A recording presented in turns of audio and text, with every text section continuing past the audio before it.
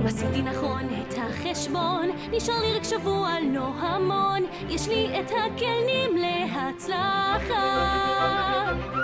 עברתי את כל המכשולים, הצגתי המון למפקדים, הדרך לאזרחות כבר בטוחה.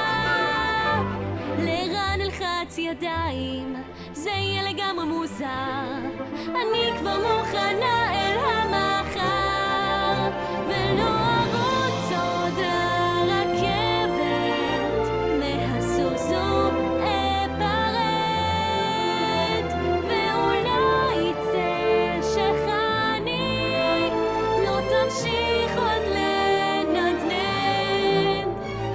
תמיד זה היה לי תקוע כמו איזו עצם בגרון, אך סוף כל סוף אני משתחררת, וזה יהיה חלום. אני כבר מתה להתחיל לעבוד, אני הולכת להרוויח ג'ובות. אכין את עצמי לראיון, לבושה בבגדים של העליון, אכין את המבט והחיוך, ואז לשאול הוא יבקש שירות מלא, ברור שיש, והוא יציע לי תורחו, ואז נצחק קצת על כל אלה שעדיין בשירות. וואו, להשתחרר מרגיש כמו זכות, אם עתיד תמוגג ואבא יהיה גאה בי כמובן, וחולוב 24 עוד ינשקו לי בישבן.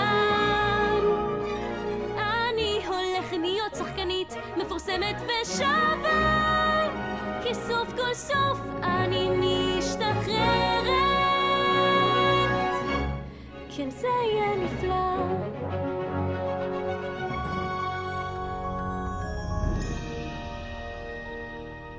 כל כך סתומה, לא מבינה, חותמת דין אישה כדין טיפשה. חלס, נמאס, סוף השירות של כל החברות מהטירונות. אני רוצה להשתחרר, צפויה להשתחרר